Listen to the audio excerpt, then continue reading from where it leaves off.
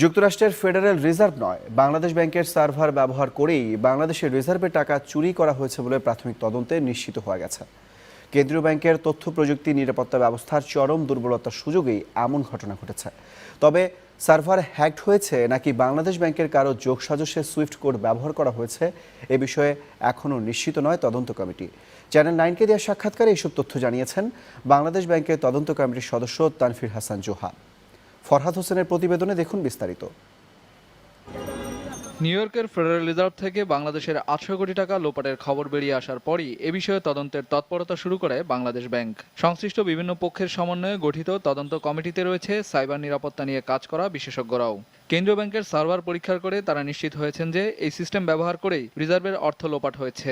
Malware infection বা আমাদের যে ট্রানজ্যাকশন যেটা হয়েছে সেই ট্রানজ্যাকশনটা সম্পূর্ণ আমাদের লোকাল সার্ভার থেকে সংগঠিত হয়েছে। এই বিষয়টাও খতিয়ে দেখার আছে যে কেন এরকম একটা আন্তর্জাতিক ট্রানজ্যাকশনের ক্ষেত্রে ন্যূনতম এরকম নিরাপত্তা বেষ্টনীটা কেন এটা স্থাপিত হওয়ার পূর্বেই এরকম ট্রানজ্যাকশনগুলো কন্টিনিউ করা হচ্ছিল। চীনা হ্যাকাররা বাংলাদেশ ব্যাংকের সার্ভার হ্যাক করে আন্তর্জাতিক অর্থ লেনদেনের জন্য ব্যবহৃত যোগাযোগ ব্যবস্থা society for world wide interbank financial telecommunication সুইফটের সংকেত বা কোড ব্যবহার করে টাকা সরিয়েছে বলে খবর আসে গণমাধ্যমে। বাংলাদেশ ব্যাংকে এই সফটওয়্যারের দায়িত্বে থাকা সংশ্লিষ্টরাই হ্যাকারদের কোড দিয়ে সহায়তা করেছে কিনা এমন প্রশ্ন এসেছে। তবে এসব বিষয়ে এখনো নিশ্চিত নন তদন্তকারীরা।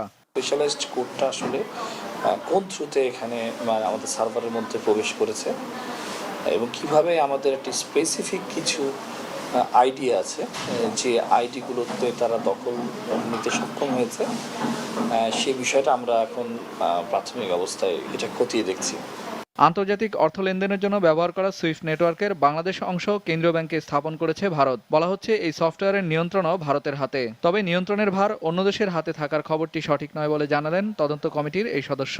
অনেকগুলো কোম্পানি আছে, তোমাদের ভারতেও একটা মেজর কোম্পানি আছে, ফিলিপাইনের কোম্পানিও আছে এক্সিস্টিং ডেটাবেস মেনটেন্যান্সের ক্ষেত্রে।